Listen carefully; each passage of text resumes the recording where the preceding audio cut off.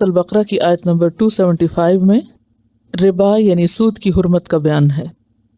آیات ربا پر ہیں، سود پر ہیں، جن میں لینے کا مزاج ہے، لو، کھینچو، نکالو، سمیٹو، خود غرضی، بخل، اور دوسروں کی مدد تو درکنار، اگر کسی ضرورت مند کو قرض بھی دو تو کیا کرو؟ اس پر بھی منافع لو، اس سے بھی فائدہ اٹھاؤ۔ وہ مال جو اللہ کا دیا ہوا ہے، اللہ کی طرف سے ملا ہے، جس میں حق دوسروں کا ہے کہ اگر زیادہ ہو گیا ہے تو جن کے پاس نہیں ان کی طرف لے جاؤ، ہم سے دلوایا، تم دو۔ وہ دین کہاں یہ بات گوارا کرے گا کہ تم اگر کسی کی ضرورت میں اس کی صدقے کے طور پہ مدد نہیں کر سکتے اور بطور قرض مدد کرتے ہو تو پھر اس قرض پر مزید نفع بھی سمیٹو۔ یہ دو اپوزٹ چیزیں ہیں۔ تو سود کسی بھی طرح اسلام کے مزاج سے موافقت ہی نہیں کھاتا۔ جو ہمارے دین کا مزاج ہے اس میں وہ کہیں فٹ ہوتا ہی نہیں۔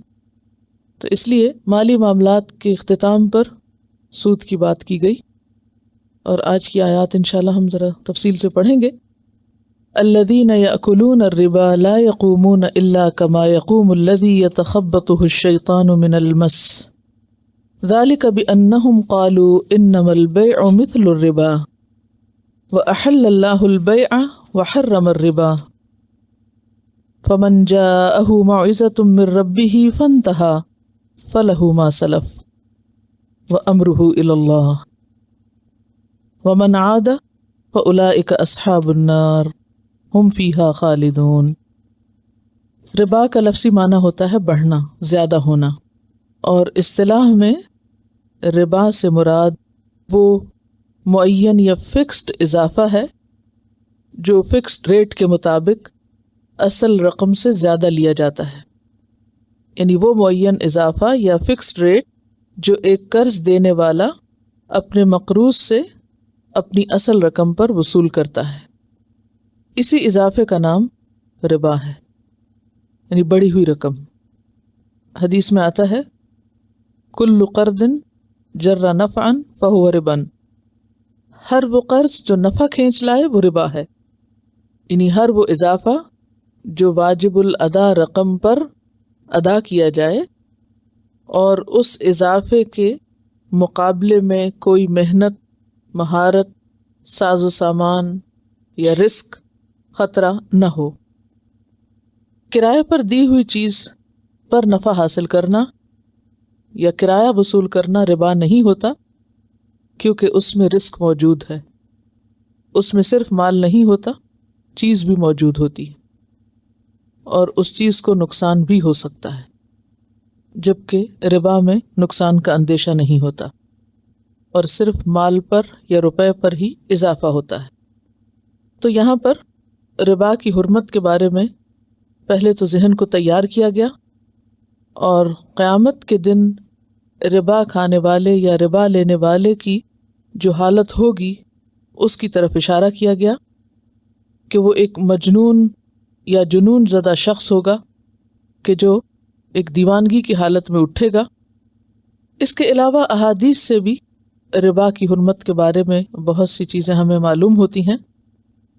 مثلاً ایک حدیث میں آتا ہے رسول اللہ صلی اللہ علیہ وسلم نے فرمایا 7 مہلک چیزوں سے بچو، یعنی ہلاک کرنے والی: شرک کرنا، جادو کرنا، ناحق قتل کرنا، سود کھانا، یتیم کا مال کھانا، جہاد کے وقت میدان سے بھاگنا، اور پاک دامن عورت پر تہمت لگانا۔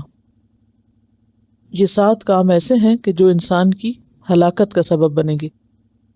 آپ صلی اللہ علیہ وسلم نے معراج کے موقع پر کچھ لوگوں کو انتہائی تکلیف دہ حالت میں دیکھا۔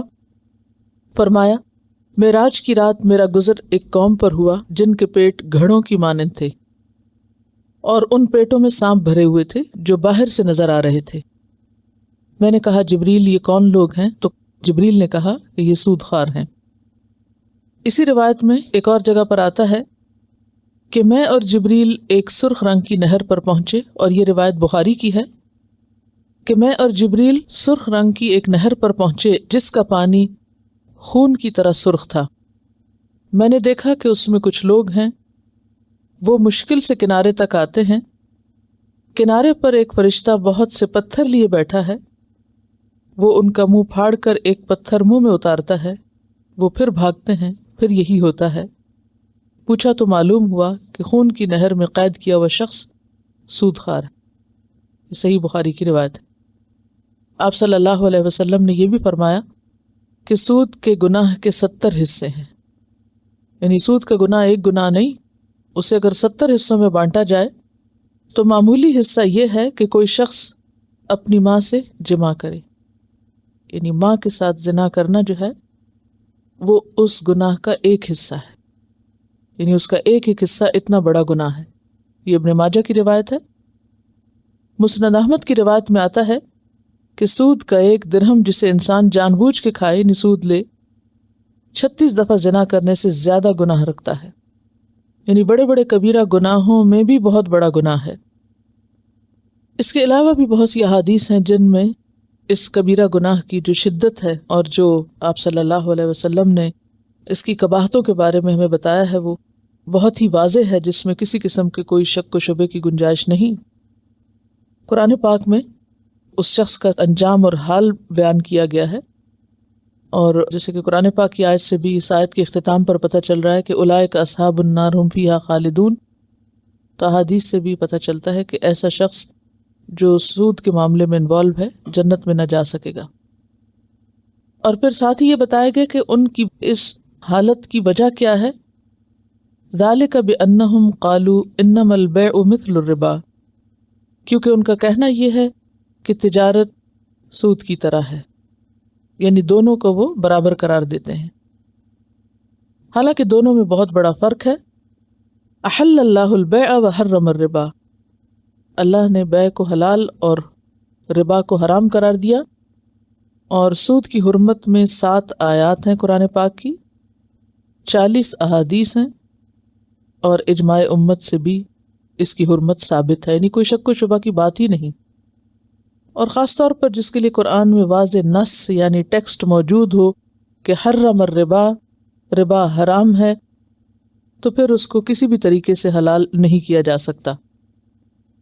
حضرت عمر کہتے ہیں کہ آخری چیز جو آپ پر نازل ہوئی وہ ربا کی آیت ہے، لہٰذا تم سود کو چھوڑ دو اور اس چیز کو بھی چھوڑ دو جس میں سود کا شبہ بھی ہو۔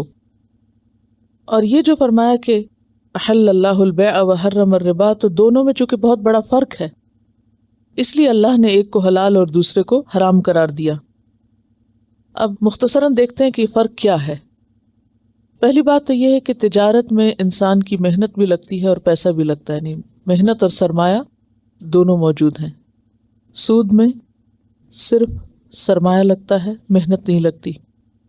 تجارت میں ذہانت اور وقت کا استعمال بھی ہوتا ہے، سود میں صرف سرمایہ یا پیسہ دے کر آپ فارغ ہو جاتے ہیں، کسی ذہانت، کسی وقت، کسی دماغ کو لڑانے کی کوئی ضرورت نہیں۔ ایک دفعہ آپ نے دیا اور پھر آپ بے فکر ہو گئے، اس پر نفع آتا رہا۔ تجارت میں انسان رسک لیتا ہے، نقصان کا اندیشہ ہوتا ہے، سود میں کسی قسم کا کوئی نقصان، کوئی رسک نہیں۔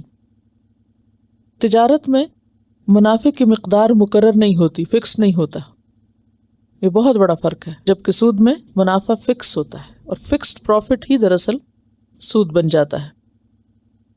پھر اسی طرح تجارت میں ایک دفعہ سودا طے کر لیا تو معاملہ ختم ہو جاتا ہے، کیونکہ چیز دے کے قیمت لے لی جاتی۔ مثلا آپ بازار گئے، آپ نے کچھ دیا، تاجر کو پیسے دیے، اس نے آپ کو چیز دی، وہ اپنا کام کر رہا، آپ اپنا، آپ بھول گئے کہ کہاں سے کیا لیا تھا، بات ختم۔ لیکن سود کے لین دین میں ایک دفعہ کے معاملے سے معاملہ ختم نہیں ہوتا، بلکہ مسلسل منافع ملتا رہتا ہے، یعنی تاجر ایک دفعہ منافع لیتا ہے لیکن سود خوار بار بار منافع لیتا ہے۔ یہ بھی ایک بہت بڑا فرق ہے۔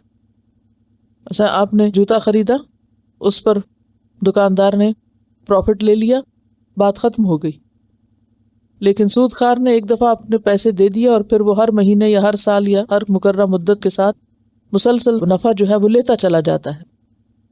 تجارت میں آپ جتنی چیز لیتے ہیں اتنی ہی قیمت دیتے ہیں، لیکن سود میں مسلسل اضافے کے ساتھ پیسے واپس ملتے ہیں۔ تجارت حلال کام ہے اور اس میں باہم رضامندی بھی شامل ہوتی ہے، یعنی آپ کی میوچل انڈرسٹینڈنگ ہے، آپ کا دل چاہتا ہے آپ چیز لیں، نہیں چاہتا نہ لیں۔ لیکن سود میں رضامندی نہیں ہوتی، مجبوری ہوتی ہے۔ تجارت میں نفع کم بھی ہو سکتا ہے، نفع زیادہ بھی ہو سکتا ہے، اور نفع محنت سے حاصل ہوتا ہے۔ سود کم ہو یا زیادہ بغیر محنت کے ملتا ہے۔ پھر یہ کہ تجارت ایک تعمیری کام ہے، قوم کے اندر کام کرنے اور محنت کرنے کا شوق پیدا ہوتا ہے۔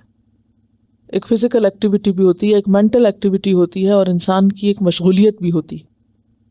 اس کے برعکس سود لینے والے عموماً بیکاری کا شکار ہوتے ہیں، کیونکہ ان کو آمدنی کا ایک ذریعہ مل جاتا ہے، اور باقی ان کا فارغ وقت عموماً پھر تعمیر کی بجائے تخریب کاری پہ لگ جاتا ہے، کیونکہ ان کے اوپر کوئی بوجھ نہیں، کوئی ذمہ داری نہیں، کوئی فکر نہیں، کوئی کام نہیں، ان کو گھر بیٹھے آمدنی مل رہی ہے، کھا رہے ہیں، لہٰذا باقی وقت وہ جو جی چاہے کریں، لڑیں جھگڑیں، گھر میں فساد کریں، باہر جا کے کریں، کچھ بھی کریں، پھر وہ اس فارغ وقت تو عموماً خرابی کی نظر کرتے ہیں۔ پھر اس کے بعد یہ ہے کہ تجارت جو ہے وہ ایک طرح سے اکنامک ایکٹیویٹی پیدا کرتی ہے، یعنی معاشرے کو متحرک کرتی ہے، جبکہ سود میں اکنامک ایکٹیویٹی نہیں ہوتی بلکہ پیسہ ایک جگہ جمع ہو جاتا ہے، سرکولیشن آف منی نہیں ہوتا، یا ایک خاص طبقے کی طرف جو مالدار ہوتا ہے اس کی طرف سمٹنے لگتا ہے۔ یعنی سود جو ہے وہ پیسے والوں کے پیسے میں اضافہ کرتا ہے، اور اگر کسی کے پاس پیسہ نہیں تو وہ لینے والے نہیں بلکہ دینے والوں میں ہی رہ جاتا ہے، اور اس کی آخری حد تک جو دولت ہے وہ بھی نکل کر سود لینے والے کی طرف منتقل ہو جاتی ہے۔ اور جس طرح جسم کے لیے خون کی سرکولیشن ضروری ہے، اسی طرح معاشرے کے سروائیول کے لیے پیسے کی یا منی کی سرکولیشن جو ہے وہ ضروری ہے۔ پھر آپ دیکھیے کہ تجارت میں بہت سے لوگوں کو کام ملتا ہے، جبکہ سود کے معاملے میں بہت سے لوگ بیکار ہو جاتے ہیں۔ جب ایک انڈسٹری لگتی ہے، فیکٹری لگتی ہے، تو بہت سے لوگ اس میں کام کر سکتے ہیں، اور جب آپ پیسہ کہیں ایک جگہ انویسٹ کر کے خود فارغ ہو جائیں تو آپ کے آس پاس والوں کو تو کام نہیں ملے گا۔ اور بھی کئی ایک فرق ہو سکتے ہیں، لیکن بنیادی فرق یہی ہیں جو میں نے آپ سے ذکر کیے ہیں۔ اس لیے وَأَحَلَّ اللَّهُ الْبَيْعَ وَحَرَّمَ الرِّبَا، اللہ نے بیع کو حلال قرار دیا اور ربا کو حرام قرار دیا۔ فَمَنْ جَاءَهُ مَوْعِظَةٌ مِّن رَّبِّهِ فَانْتَهَىٰ، تو جس کے پاس نصیحت آ گئی اور وہ رک گیا، فَلَهُ مَا سَلَف، تو جو پیچھے ہو چکا سو ہو چکا، جو پہلے وہ لے چکا سو لے چکا، وَأَمْرُهُ إِلَى اللَّهِ، اور اس کا معاملہ اللہ کے سپرد ہے، وہ چاہے تو معاف کر دے، چاہے تو پکڑے، جو بھی کرے وہ اللہ ہی بہتر جانتا ہے۔ وَمَنْ عَادَ فَأُولَٰئِكَ أَصْحَابُ النَّارِ، اور جو لوٹے وہ آگ والے ہیں، ہم فیہا خالدون، وہ اس میں ہمیشہ ہمیشہ رہیں گے۔